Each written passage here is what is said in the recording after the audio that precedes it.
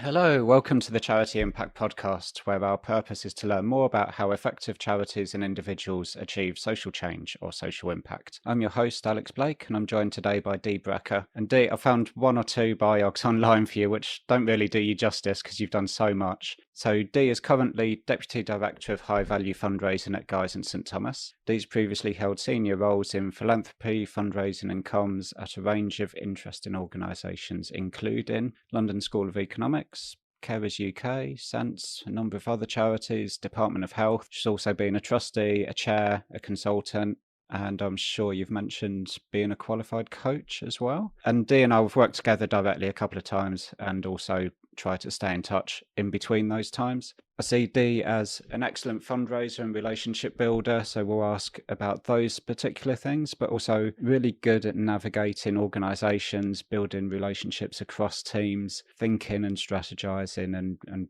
really just being a fantastic articulate communicator and one of those people that's able to share insights and reflect things back to me in interesting ways and make me think differently about things. So welcome to the podcast, Dee. Thank you for joining us. Absolute pleasure. That's a great introduction. A really great introduction. Thank you. That's my contribution.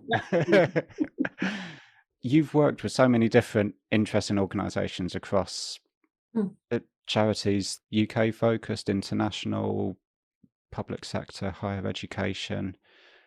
What is it that attracts you to a particular role?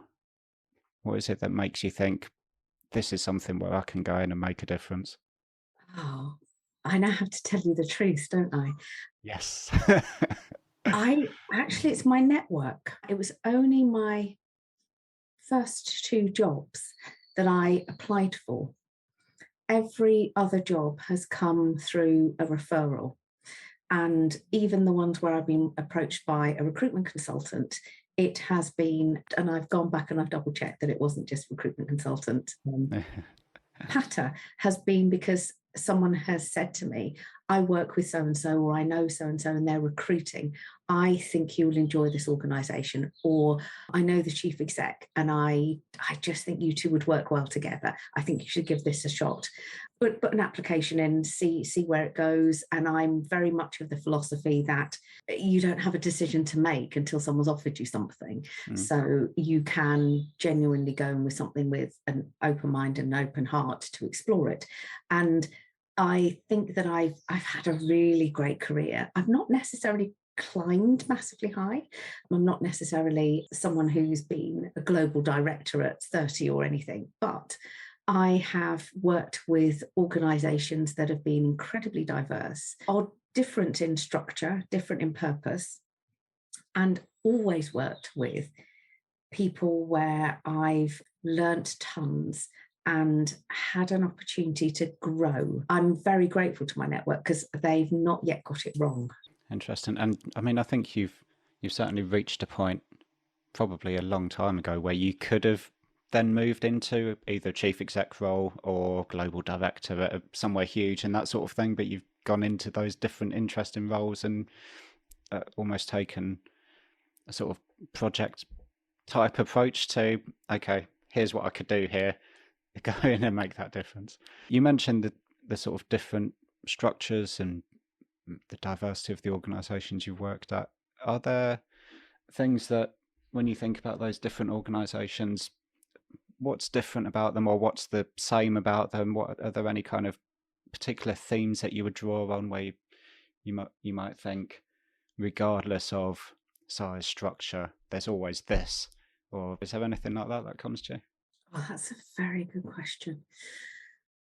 I've worked in institutions, whether it's higher education, Department of Health, NHS, and then the majority of my voluntary sector, third sector work has been the smaller side of medium-sized organisations, all quite small ones.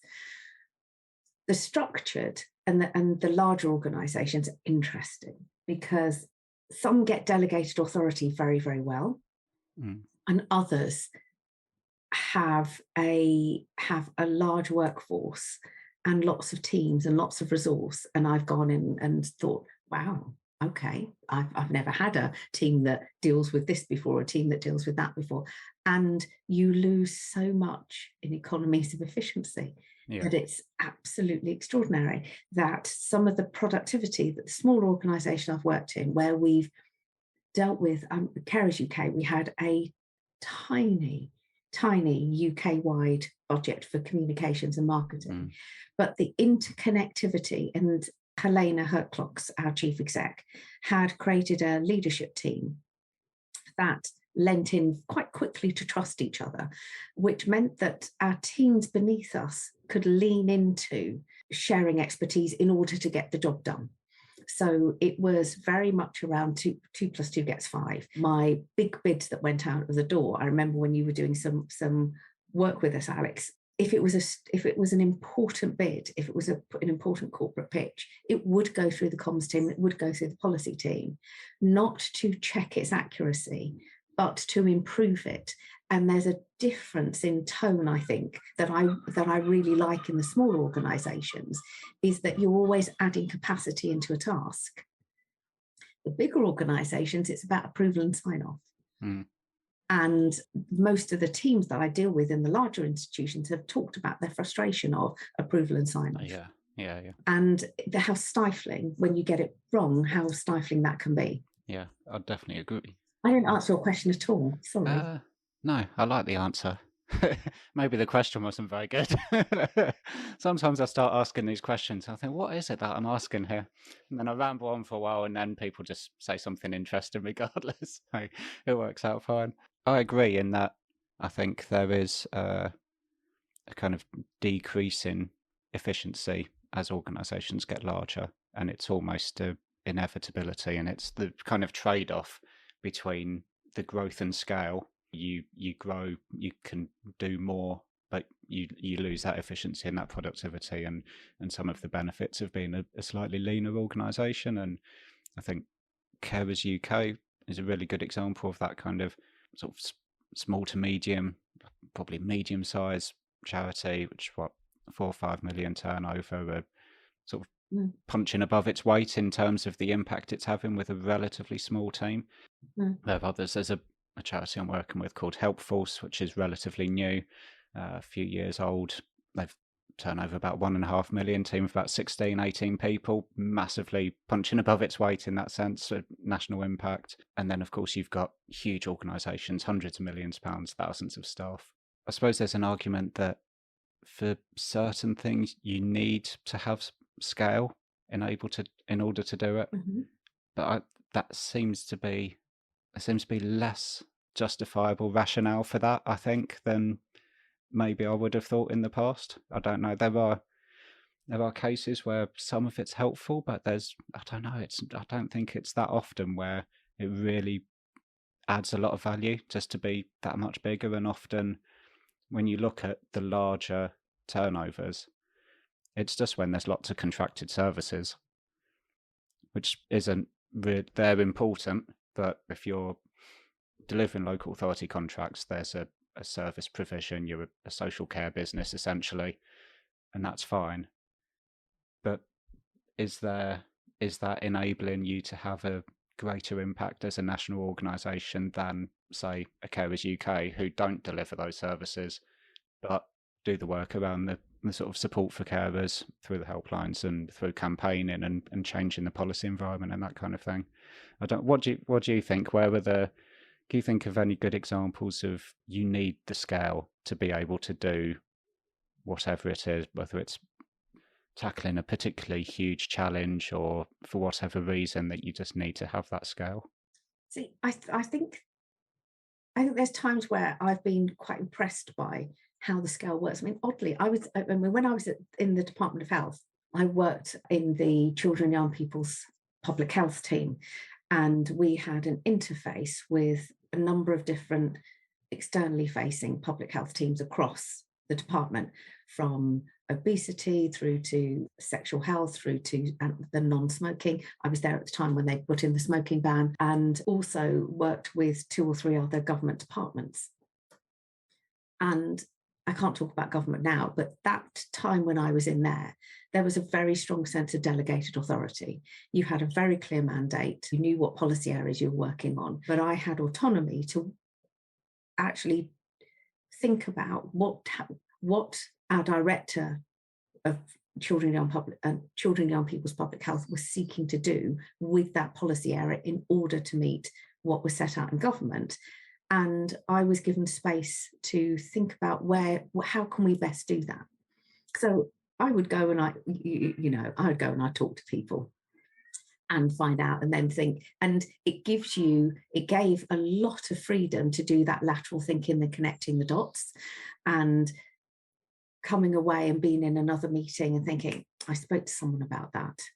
Going back and just being able to walk across the floor or pick up a phone, and a lot was done on the telephone, to say, I'm sure we spoke about X and Y. We now have to do A and B. Is there a way we can do that together? And that was fantastic. I think that was one of the most agile times that we had. I have found it in parts of working within the NHS, alongside some of the bureaucracy that happens. And you have moments of it in higher education where, seeking to solve something, people can be incredibly creative. And then you get caught with sign-offs and approvals that perhaps are not necessary. I think sometimes in the communication space, we can be overly rigid about sign-off and approvals. I think we need to do more about people understanding an organisation's brand, and understanding an organisation's tone of voice, and understanding how the brand supports purpose, and relax. I think then some of this sign-off can actually just ease a bit, because people need to own your brand. And I think when you have strong sign-offs and approval, it takes away people's responsibility for fully understanding how your organisation's brand works. And when I think about com sign-offs, I always think of just things becoming increasingly bland as they go through their sort of approval process. And the sad thing is that it's the sort of edgier content that gets you noticed in a good way. Absolutely. I mean, if you asked me what charity stands out as, or what's most memorable, it's always the ones that are a bit edgy or have a bit of kind of bit more character to them than the kind of very sort of safe corporate identity. So at the moment, it would be RNLI for me. I think would be the ones that stand out, just because they have that strength of pushing back when the media have a pop at them about rescuing migrants in small boats and things like that. Yes. Ridiculous thing to have a go at someone about, as if the correct thing to do is to let these families drown in the sea. But on social media, they'll defend their ground and they'll make their case. Yes. Whereas if they were to put out more of a kind of corporate statement, then it loses that.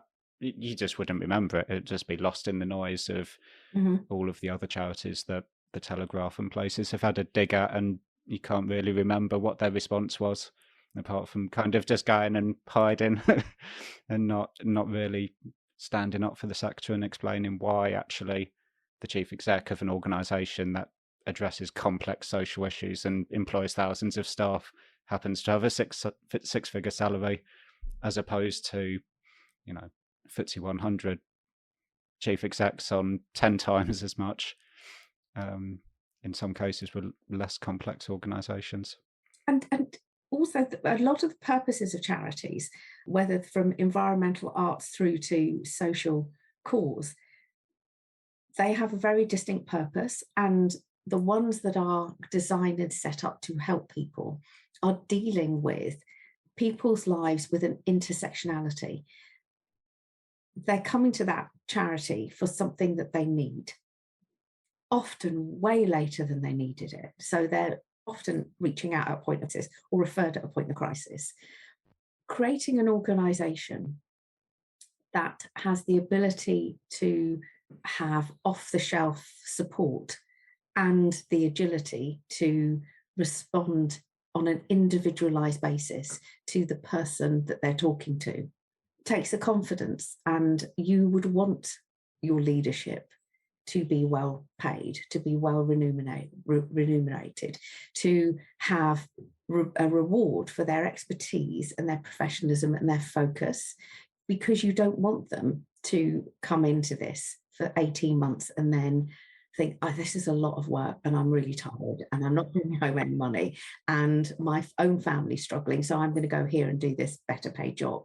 It's a profession. It's a profession. People should get a professional salary, because when you're at a point of crisis and that organisation helps you unravel it, or helps you on a better path, or just listens to you, that's a pivotal moment in you and your family's life.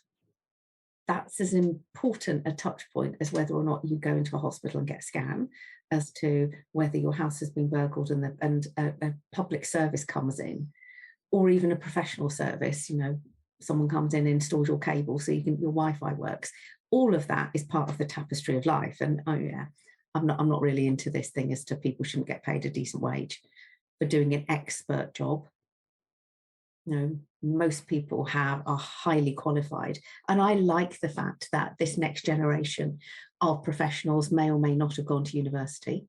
I like the fact that for us to create organisations that meet the needs of a modern world, that apprenticeships, boot camps, on-the-job training alongside those with a university degree is exactly the workforce that we should be looking for. And in terms of that question of getting a better, or certainly a more diverse workforce into the sector, what are you seeing happening at the moment in terms of good practice, bad practice? Do you think things are improving? What have you been seeing lately? I think that does merit its own conversation, because you can look at diversity, equity, inclusion, sense of belonging in so many different lenses. And I think that organisations are comfortable focusing on groups rather than actually looking at how individuals within their workforce have to experience things on a multiple level. I think I've already used the word intersectionality, because I think it's so important, of where the intersection of race, gender, class come in, or educational background, and where you're dealing with all four of those, you add on then identity and sexual orientation, or you add on there a disability.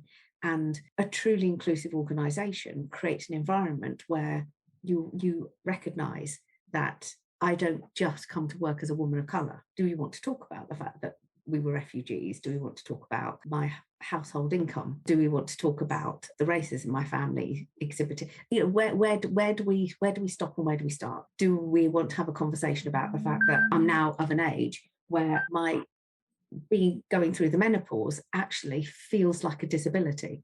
There are some moments where I say to people, this is what I'm going through. And I will literally say, you have to give me 5 minutes. I'm in the middle of a hot flush. I do not know what you are saying to me.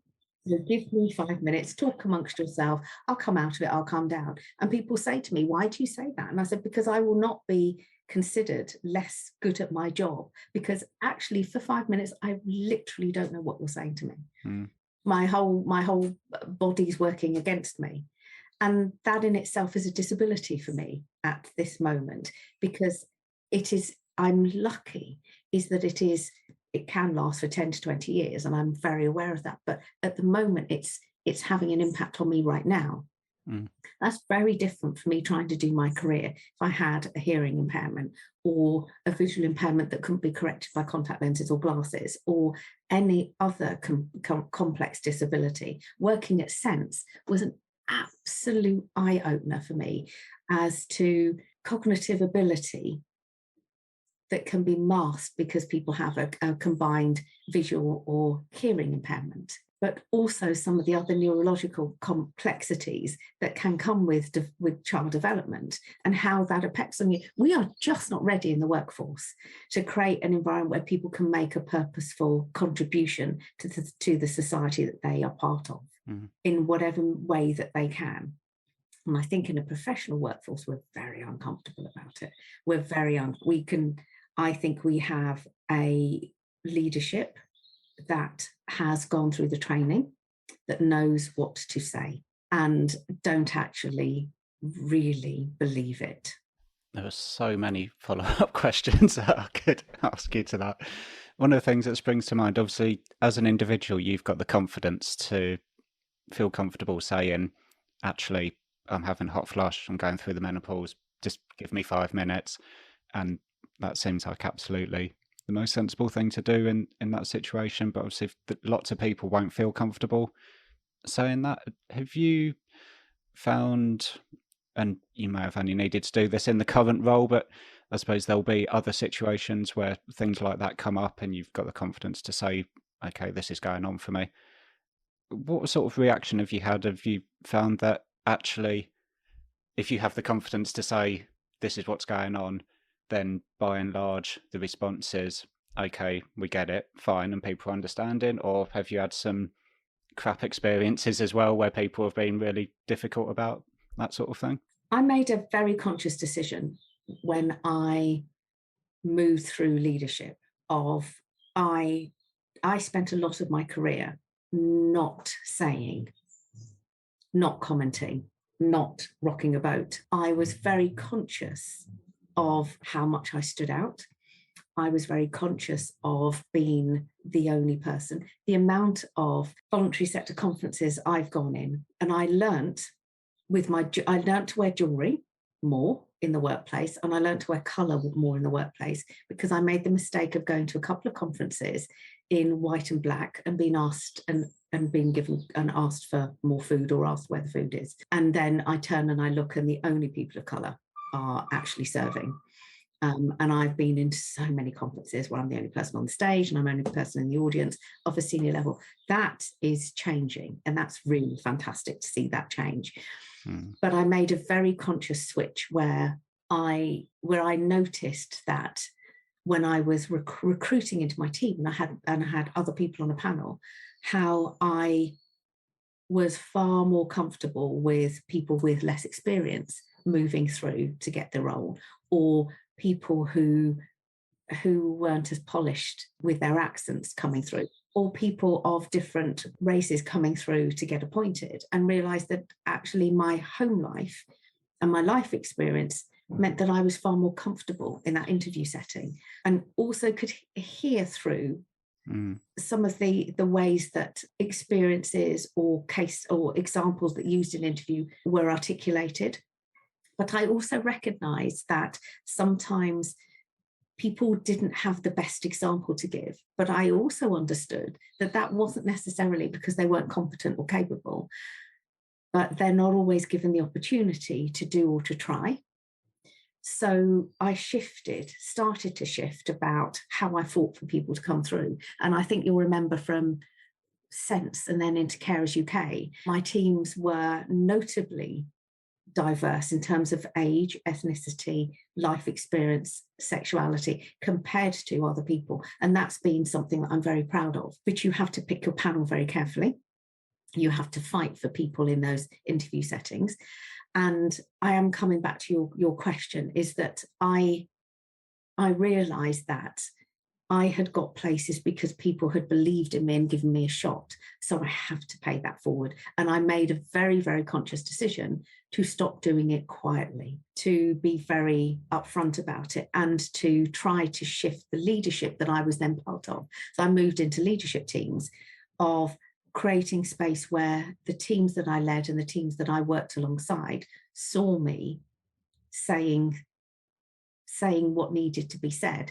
I'm not always right, Alex. I'm shocking as that might sound. And my viewpoint isn't always right. And my perspective isn't, but I try to say, and I try to be myself to show my team that actually leadership comes in a range of different packages and leadership comes in lots of different forms, and we should be okay with that. And I am still very, very conscious of the fact that I get away with it because I have the job title now, and I have the confidence that someone has to be either feeling very belligerent or really want to make a scene to make me feel uncomfortable if I say something like that. So yes, I realise it's much harder when you're a junior member of staff, but that's why I think it's even more important to say it when you're not. But I do, if I find that members of my team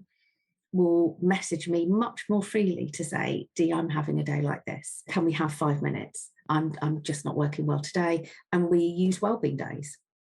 I'm certain that they wouldn't be that open with me on that. I do feel that my team trust that if they're having a moment like that, if they're having a day like that, and they need to talk about it, that I don't transfer that into whether or not I think they're competent, or whether they're good at their job, or whether they care about their work. They're different things. Yeah, I think it's another thing that's shifting a bit slowly in the sector. I think for a lot of people, it's still not comfortable to kind of share any of that sort of vulnerability and that sort of thing. But as more people in leadership roles do, then more people become comfortable with it. So I think it'll be one of those generational shifts probably that happens over a long period of time. Unless you can show an evidence that you are a truly inclusive organisation, you do not have the right to ask someone to do that. And it doesn't mean that you do your job better.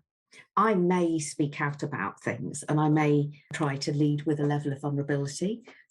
Work does not get the whole me at all, in no context, ever. And I hope that I never have made the mistake of asking someone to do that. It's unreasonable. People have the right to do a job just because they want to pay their bills. People have the right to do a job because they are really, really passionate about the cause. People have a right to do a job because they're really excited about communications or marketing or fundraising or policy. You can come to work with whatever agenda you want to. The only thing is that you have a contract. Deliver your best when you're there and then go home. Be civil, be collaborative, work well with your colleagues, be respectful, be willing to listen and to learn and to work as a team and to do all of those things.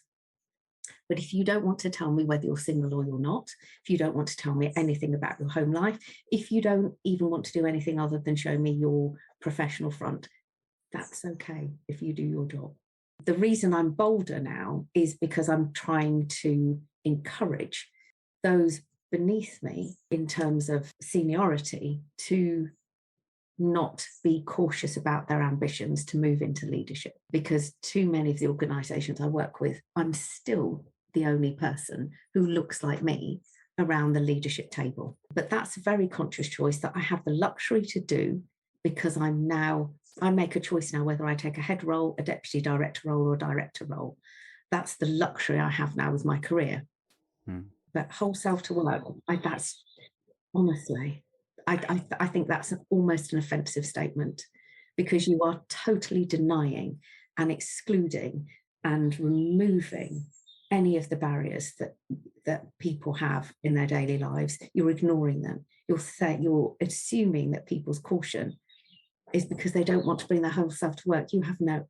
Okay, my daughter, my youngest, 22 years old, rang last night about a work event that she had gone to, and some things were said to her in the spirit of being friendly that were so shocking. I could actually say to her, I've never had someone say that to me in all of my years of working. And middle daughter works in the advertising world and will share stories that make you blink. And she will, and my son left investment banking, set up his own business, because there comes a point where every single day dealing with comments and viewpoints and judgments is exhausting. You have no right to ask someone to bring their whole self to work unless you're going to respectfully welcome that whole self. And we are a long, long, long way away from that being something that organisations are capable of doing. I've yet to have worked in one. There's one small thing that one of my clients does, which is quite nice, and it's kind of related to this. So, and I don't think they ask people to bring their whole self to work. At the beginning of meetings, they have a bit of a check-in. So each person just checks in with, this is how I'm feeling, this is what I'm thinking about at the moment, before you kind of get into the thing. So if I'm running a workshop with people might say, yep, I'm really high energy, excited about doing this. Someone else might say, actually, I'm got a bit of anxiety about this. I don't know quite what's expected of me.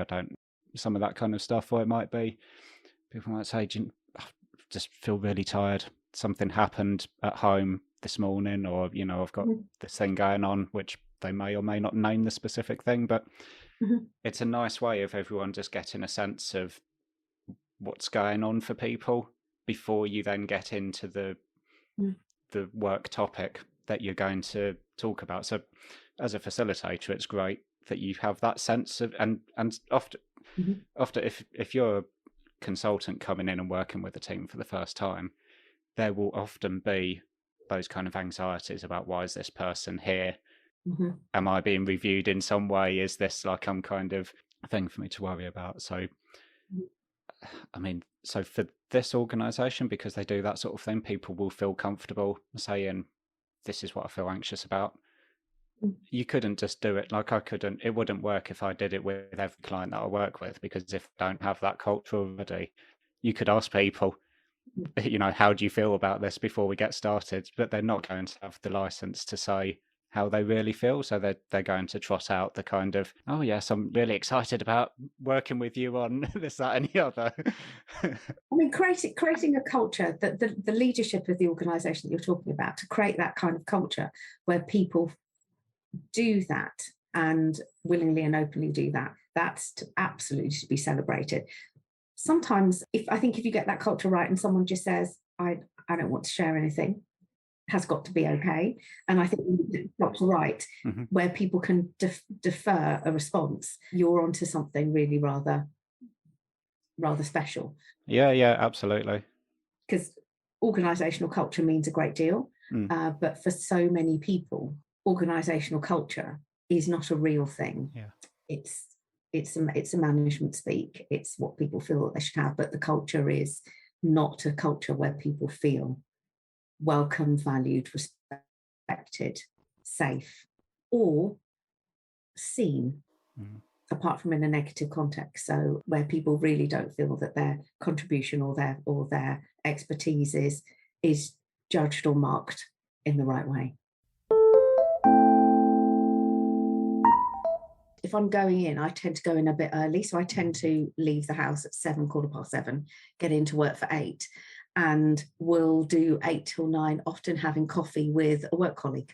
So do breakfast or coffee with a work colleague, do that social interaction bit that you normally would have got around the office, and someone saying, oh, what about this? It's like, look, I'm going out for a coffee, come with me. And days are fuller, I find now in the office. Don't find that as easy to do. And those 8 o'clock meetings are absolutely brilliant. Sometimes we talk a bit about work, but a lot of it's about that social glue that makes work work, that means that when you're stuck, and it's like, Alex will know the answer to that, because it's not just about people's work, it's about, you learn how people think. You have conversation about problem solving. So sometimes I will go to someone that I've got into a habit of having breakfast with, I'm stuck on this, I need another viewpoint. And it might not even be their work area, but I really appreciate how they think. But I do miss that sort of, whether it's breakfast or after work, just kind of catching up with people. And particularly, as you say, like you and I would catch up, and it's that kind of thing of, might not necessarily be your specialist area, but you have that way of sharing an insight or reflecting something back or asking me a question that just makes me go, I hadn't thought of it in that way. That just opens up a new way of thinking about whatever it is that you're struggling with or trying to work out.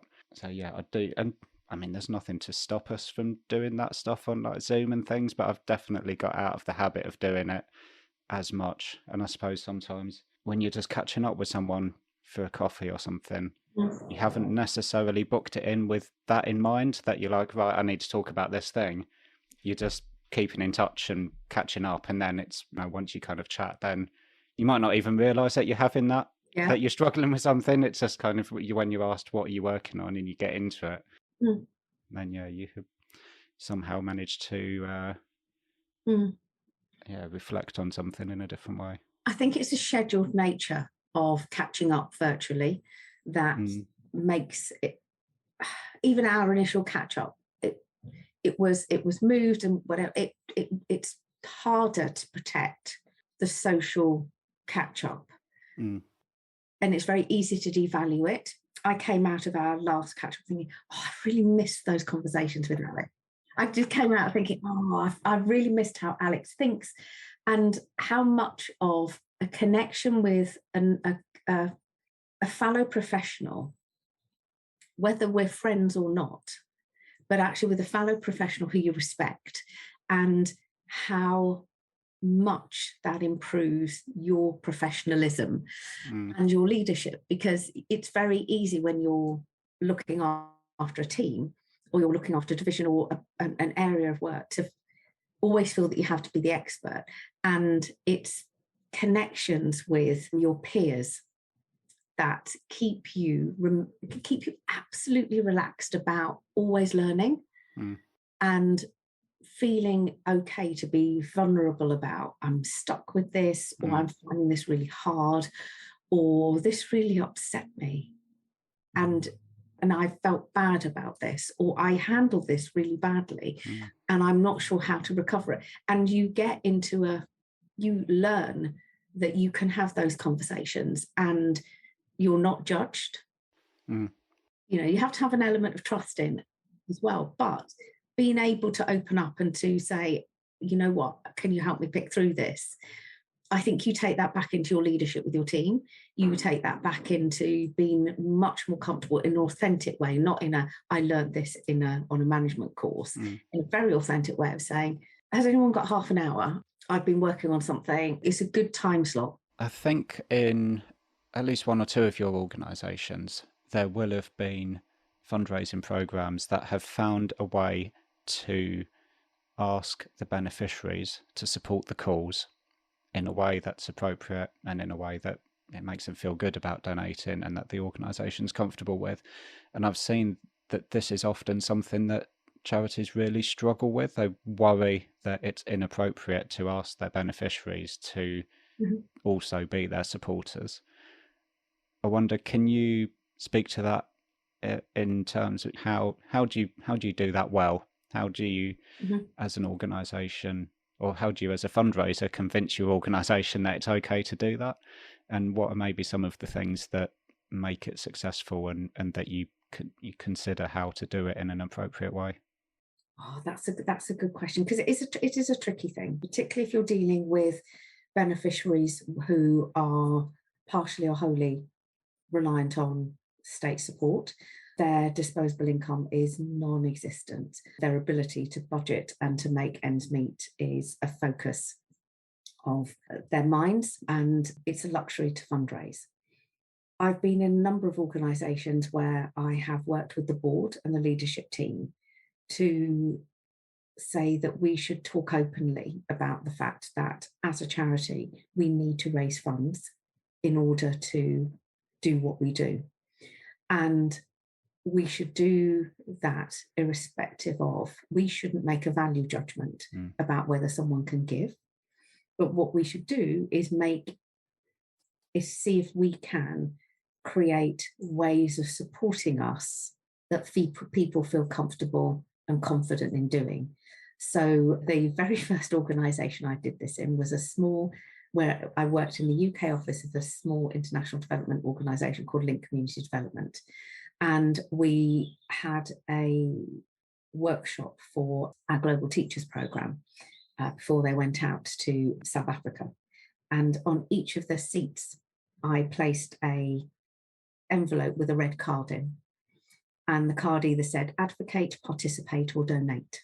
And they had to fundraise already for their costs to go out there, and they had to use their summer holidays. And credit to my director of the organisation that she said, okay, try it. We know this group quite well. It's a good way to test this. And I talked to them about our fundraising. I talked to them about the things that are enormously hard to fundraise for, but make us a great organisation, such as the ability to give someone maternity leave that is beyond statutory pay, and the ability to promote people, and the ability to, and the fact of how much it cost us to put in at that time it was a DFID application or a lottery international, the hours that went into that, and that is money that we have to fundraise for, and said we could really do with your help. In your envelope, you've got these 3 cards. Have a look at it. And I described what advocate meant, or didn't donate meant, and participate. So participate were our sport, do your own fundraising or challenge events. The donate was the link to our donation page. And the advocate was to think of someone in your networks that you could introduce us to, who may be in a better position to donate either as an individual or as a company, or they worked in a charitable trust. So read it. And if one of those doesn't apply to you, and you want to do one of the others, go and swap. I'm going to give you 5 minutes. Talk to the people around you and see if they want to swap. And then there was space on the front of it. Write your name and pop it into the box as you leave, and we'll do a follow-up. And we did really well with that. Everyone thought it was a bit ad hoc. I thought we could work with teachers. They made the whole activity better because they really lent into it as a bit of a playful session. And I've taken that methodology in various ways into all the other organisations. With Carers UK, the first time we did an ask on our Facebook page, oh goodness, we had to take some comments offline. I spent a lot of time we had a little phone booth room, talking to supporters who were very cross, and I explained, and I had our comms officer in tears with some of the things that were said online.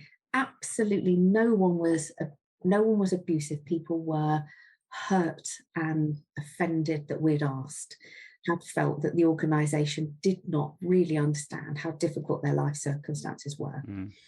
Can I butt in? Was that you made a mistake in the messaging, or was it that was a really successful appeal, but there were 1% or whatever it was of the people that saw it had that reaction to it?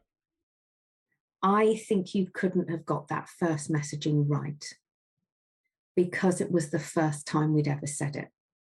And I said to the board and to the leadership team, again, credit to them, of saying this is going to cause some ripples and we have to stand firm, because the direction of travel that we want to go in as a fundraising organisation, when we bring on board new partners in 3-4 years' time, when we've got the maturity that bigger partnerships come on board, they're going to be a lot more fundraising messages going out. We've got to start from somewhere. We cannot afford to alienate our beneficiaries because they see fundraising messages coming out of this organisation where we've not done explicit fundraising messages. So the briefing that went to the membership team and to the comms team is that we need to stay firm. We will have to adapt our messaging every single day until something lands and lands better. And then but we can't retract and move backwards. And made it very clear that I will just get on the phone with people. I will talk to people over the telephone. And within 24 hours, I'd had enough phone calls that we had a boilerplate that when something came up, we just put the same boilerplate up. And we did that consistently for a year, to the point now where I'm so delighted to see the volume of partnerships and fundraising activities that Carers UK under their new CEO is leading and running with. And had you done the softer comms before that? So that was the first direct ask. And had you done before that the communications around, we're a charity, we need to raise funds? This is within those kind of membership communications and things. Was that stuff there? Now that would have been a very good idea if I'd have done it first. No, yeah, you see, you live and you learn. No, it was just, you know what, we just need to do this. But we had that voice going through everything. So when at the decision as to we just need to do this, we changed the tone of voice in everything. The membership magazine, how we ran the annual conference, it didn't become fundraising heavy, but we talked about the funds that we were raising. And we always, and Laura, who was looking after our community and our direct marketing, was very smart and created some nice ways that people could contribute, but it wasn't necessarily their money. So the little collection boxes that go next to your kettle, friends come round for a cup of tea, they held 50 quid. So hold them and then give them in. People could ask to take a collection tin and ask one of their local shops whether they'd hold the collection tin for Carers UK. And so we did quite soft ways where people could contribute, but they knew that we understood that they may not be able to give themselves, but them doing this was fantastic. And then we'd post on site, post on Facebook or on Twitter. Huge thanks to Alex for his collection tin. Yeah. And so if you were advising a charity wanting to do this for the first time, would it be that you want to get that communication messaging right first in terms of the understanding amongst that group that you're a charity, you need to fundraise, and change the tone and the messaging before going in, making the ask, maybe doing some of that engagement work in the way that you described with the other charity, where you're almost doing like a focus group type thing where you're gauging some of the reaction?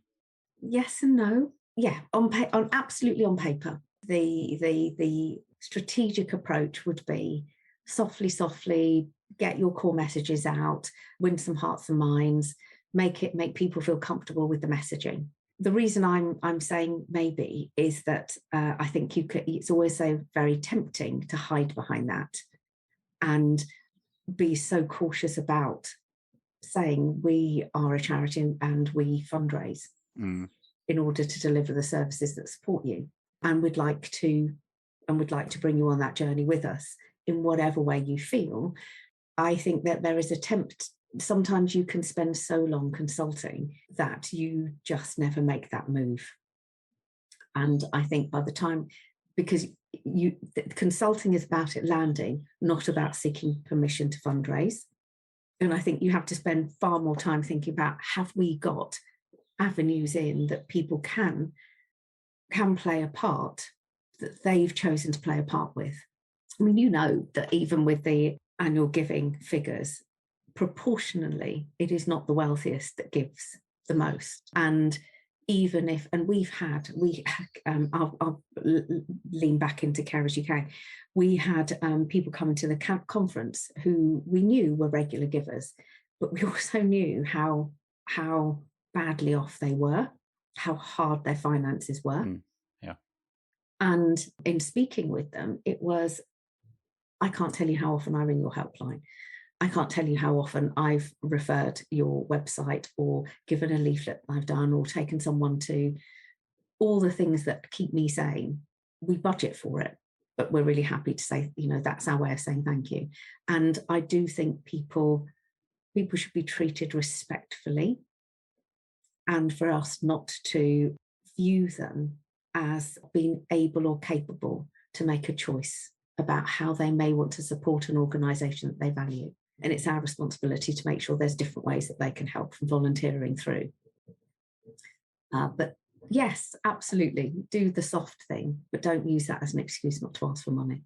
Let's segue into something completely different. In terms of strategy, in terms of how charities choose what to focus on to have the greatest impact, that strategic planning and then the implementation of those strategic plans. Having worked at quite a broad range of organisations, what have you seen work well or less well in terms of that, the process of developing the strategy and coming up with the right plan or a good plan, and then the reality of delivering that as well? I think strategy building is one of the hardest things, because you're trying to look into the future, and you're also trying to, in that looking ahead into the future, also trying to look about your position. How do you know that the balance of the services or the offerings or the products that you're doing are the right things for where we want to be in 5 years? I think I've worked in a lot of organisations where they have done that very well indeed, and it's been very clearly linked to their purpose and their articles of association and their vision and their mission. And I think that where it's been done best is that the strategy process has involved a really looking back at vision, mission, goals, and saying, this is what we said that we're here to do. And then not assuming that every strategy is about ripping up the one that came before. It's that if we assume that there was good thinking in the strategy that we're currently coming to the end of, or the one before that, what direction of travel have we come to? And where are the things that we want to get to in 4 years' time? And leaving enough space in that strategy period that when an opportunity comes up, because you've got a clarity as your direction of travel, sometimes an opportunity comes up, whether it's a collaboration with another organisation to do something really hard-hitting in a policy area, or whether it's a fundraising opportunity, whatever that might be, opening up another office or closing an office.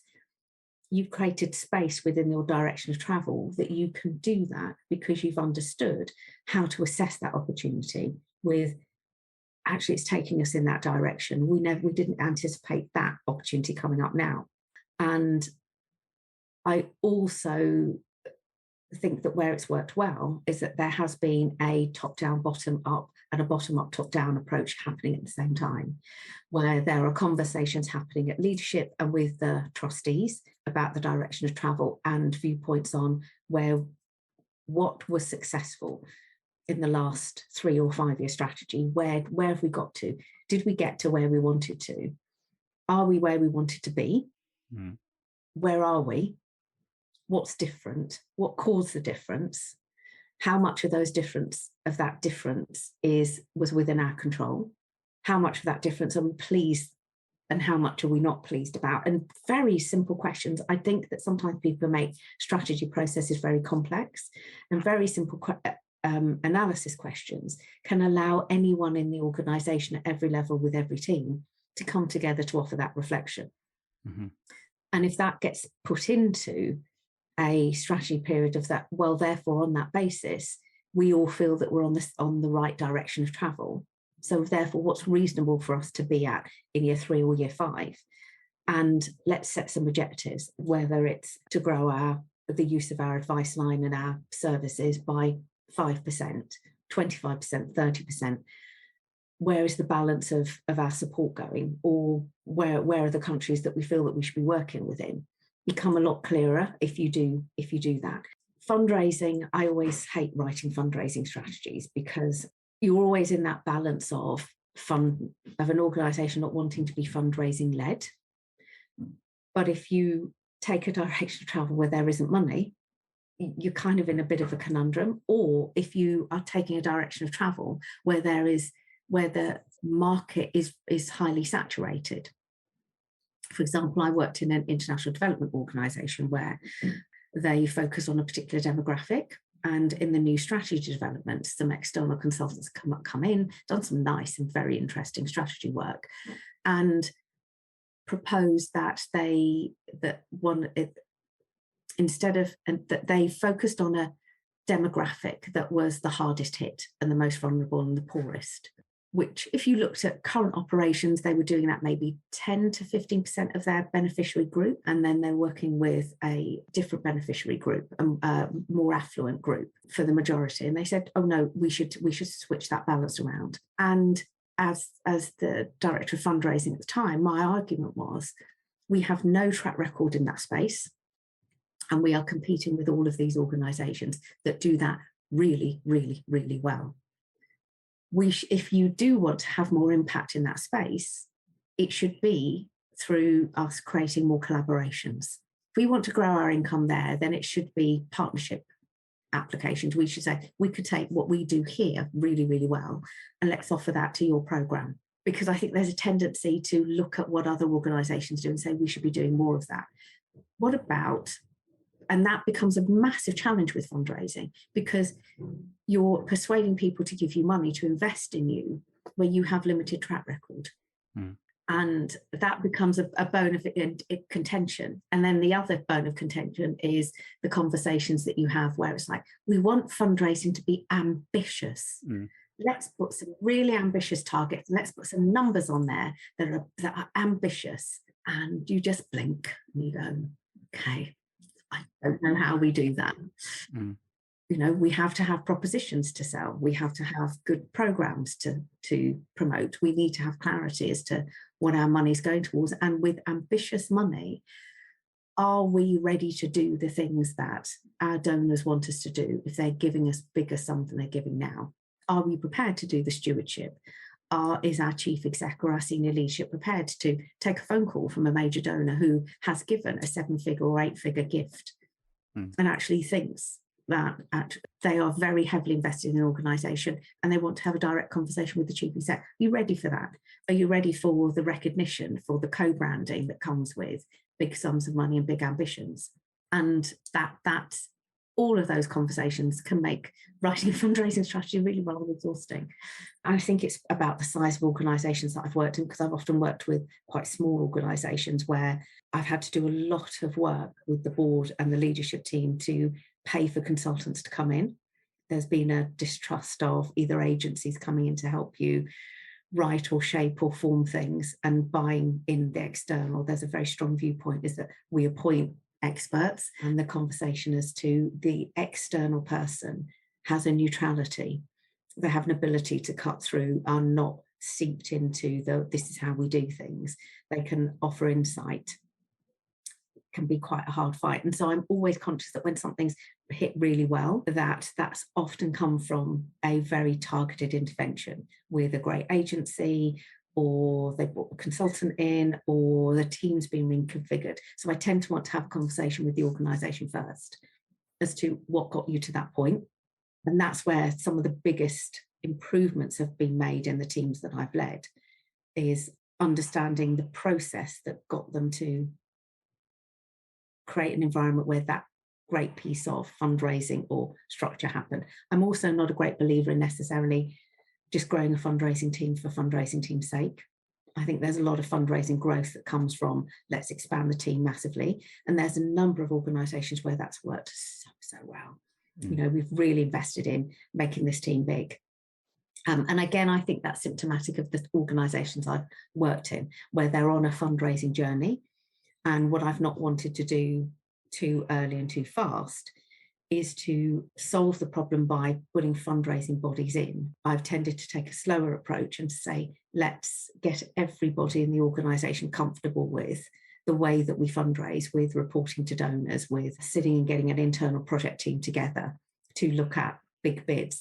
And once you've got that right, it's often after I've left, which is really irritating. The next generation that comes in, that's a good foundation, and then people do better things with it. I've often said I've said to a couple of CEOs, I'm really good at coming in and changing things and getting you ready for your next step change, and then you should bring someone else in, because I'll take the organisation ready for their next step change, and then some of the things need to be that I've carefully built will need unravelling because they were progressional, but the culture will have shifted. And so you should bring someone in who's going to use that as a platform and be more ambitious. And I think that's so impressive when you see you move on and what you've put in place continues to be successful, as opposed to you step away and it all falls apart because you were kind of doing it all, but then it's not sustainable beyond that. It's too reliant on the person, the individual. Can I just mention briefly, if you indulge me, consultants? It came up a couple of times in your last couple of answers, and I forget sometimes there are such different approaches out there that consultants take. And I mean, I think that often the best approach is it's a facilitator role as much as anything else. It's not commercial, pay McKinsey to go off and do a piece of work and give you your business plan and then you go and do it. And as you mentioned with the organisation there, where you've got the external consultants that come in and say, oh, you should change to working with this group here. Here's your plan. That's never going to work. Maybe it can in a commercial space. It certainly doesn't in the charity sector space. And the way I would always work is to consider the internal team as the experts and other stakeholders, including the beneficiaries, the people with lived experience. They're the experts in what the needs are, what needs to be addressed, the best way to address those needs. So while I could do some of the information and analysis as part of that strategy process, it would never be then to say, and this is what your strategy should be. It would always then be to reflect that back, facilitate those workshops, and for the team to do that, or to be that sounding board to kind of dip in, because often organisations will have done part of it and might not have done all of the bits, so they just need someone to fill some of those gaps. Or as you mentioned about having the kind of that external viewpoint and voice to just help people think through that process. So I do forget that sometimes the other approaches out there probably lead to a lot of the mess in terms of then the strategies on the shelf, or the strategies that people are trying to implement that make no sense. I mean, I think I'm also fortunate. Very early on in my career, I worked at the management centre and had a split role as a training consultant and a fundraising consultant there. And when my youngest was born, for the first 4 years of her life, I was a bid writer and did board workshops and stuff for organisations. So I moved then into leadership roles, not with a jaded perspective of what consultants did, because I think I'd had 2 positive experiences where it was genuinely about an added value. I think sometimes sometimes all approaches are needed. Sometimes it's hugely beneficial to have a consultancy actually just look very objectively at the sector and the space that you occupy, and actually to offer a top line where this is, if I look at your organisation alongside all these other ones and then the wider sector, and this is how you position. So without me getting muddy about lifting the lid and looking in, I'm going to look at all the things that are publicly available and do the same interviews with you as I've done with all the other 10. And this is your benchmark. I think that can be incredibly helpful, but you need to know why you're commissioning a piece of work like that and what it's for. And then the value added that bringing in externals can offer to your team, the validation it can offer about somebody's expertise and their viewpoint.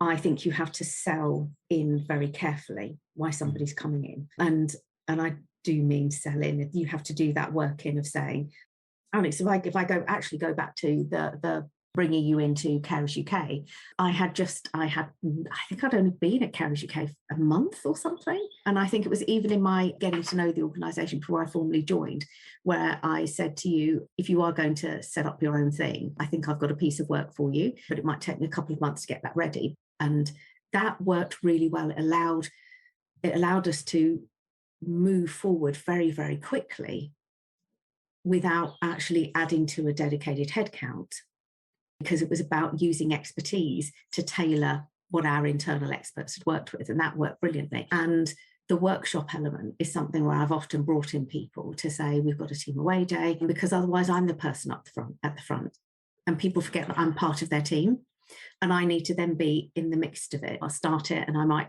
lead a couple of sessions, but I want to be actually around the table doing the work and my own viewpoint being challenged. And I think the team also has to see that. They have to see that in order to take the team forward. You have to, as the leader of that team, be in an environment where I'm not just taking the last strategy that I wrote for the last organisation I worked with and plonking it on the table here because I know how to do a strategy. You need to roll your sleeves up and get into it with the team.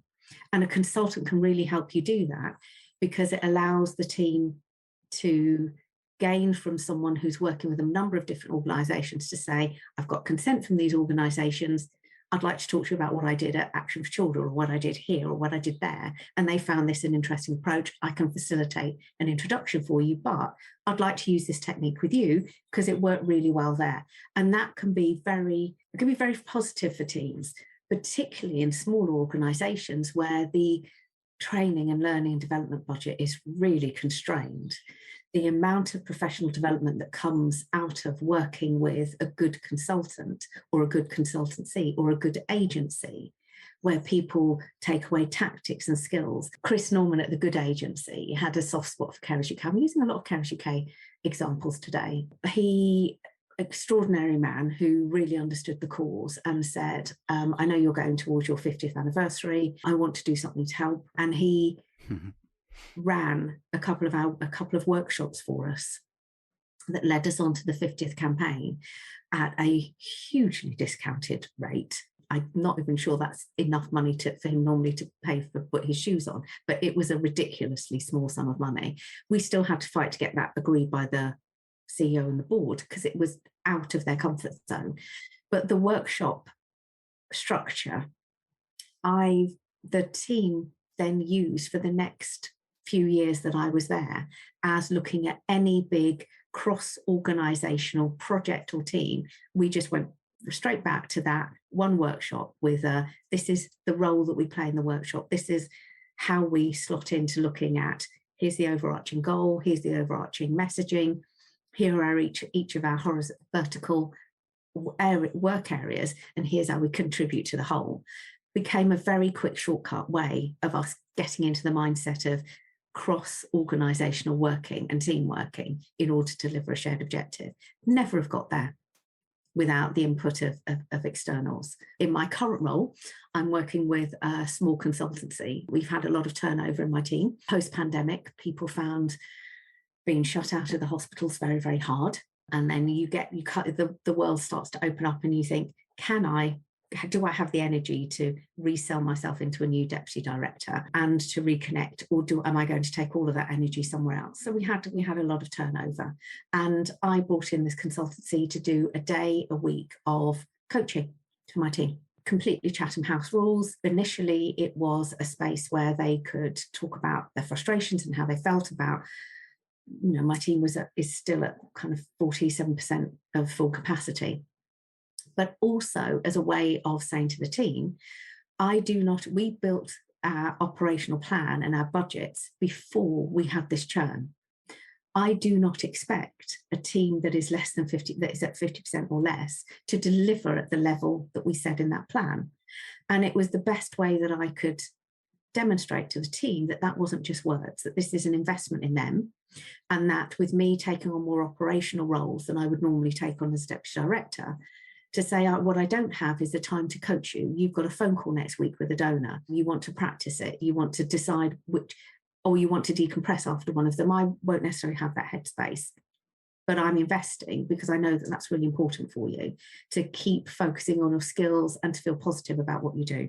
Coaching seems to be something that I hear more of, and I think it's something that people get a lot out of. I think it's really valuable for people. And when I was working in organisations in the sector, which is going back almost 10 years now, it's been a while being on mine.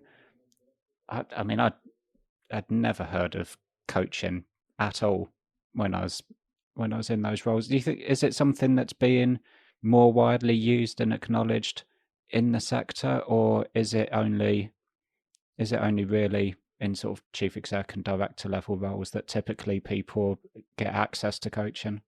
Exactly that. That's also why I did it for the team. The way I introduced this contract was that I said to the team, it's coaching is, and particularly executive coaches, I have a level 7 advanced certificate in executive coaching, which is a master's equivalent. Just about to do my refresher, actually. And I like the executive coaching element because it's very specific. It doesn't stray into the crossover of therapy where I'm not a life coach. I'm not interested in the life coach element. It's very much in enabling people to tap into their skills and their talents, even their fears and their weaknesses, to say, what can I work on? What's within my control? Yeah. And recognizing that people can get stuck, and you don't always want to give them answers. It's helping people use their own abilities, cognitive processes to think through and find their own solutions. And it was one of the best things that I did professionally to get the qualification, because I'm so bossy and opinionated. It taught me how to stop being so directive as a leader.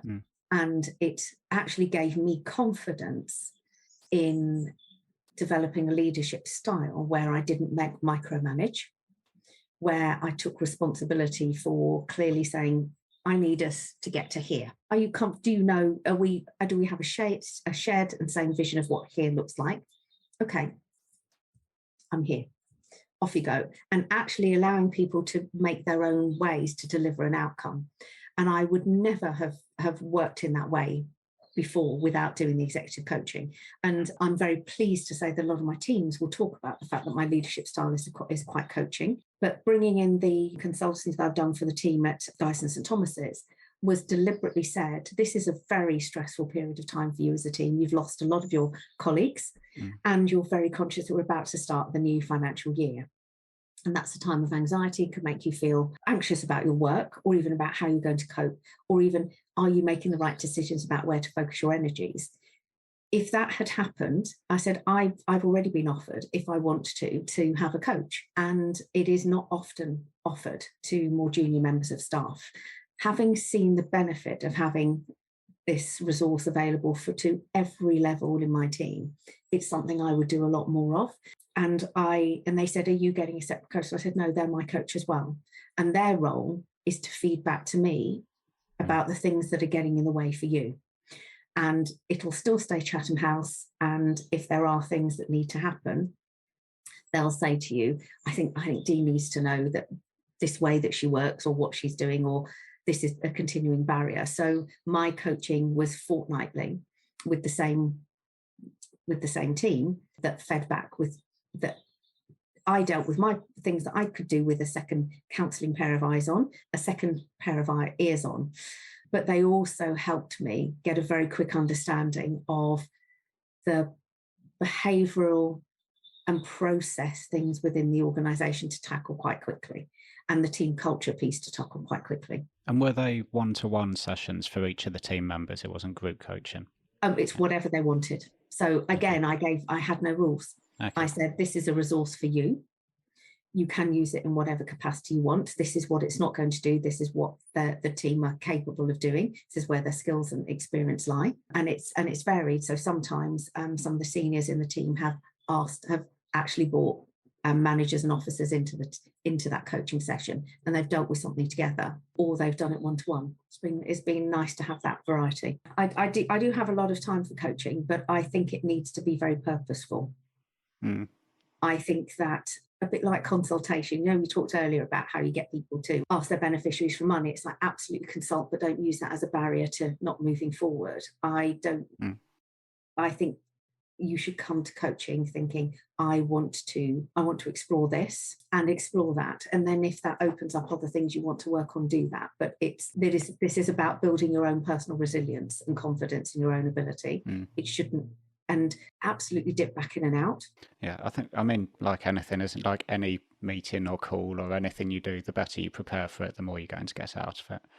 Absolutely. But I do think that people need an external sounding board more than we think, and I think that's different to a mentor. And I think you should be clear, and you should be clear about whether or not really what you want at one time is a mentor, or whether what you want is a coach. Yeah, two completely different things that sometimes can be used interchangeably. Yes, and there is an overlap. If there were two circles, there's an overlap in the middle where there's some mentoring can feel like coaching, some coaching can feel a bit more like mentoring. And I would probably encourage someone to actually book between at least about 4 to 6 sessions with a coach, even if you don't use them all at one time, and say, look, I'm booking, we'll do 6 pieces of work together. That might stretch over a year, that might stretch over 6 weeks. Because once you've started on that reflective journey, I think it's really helpful to see that all the way through, and then to set your path for your next thing that you might then want to move with, which might be actually you need to find a mentor in this space.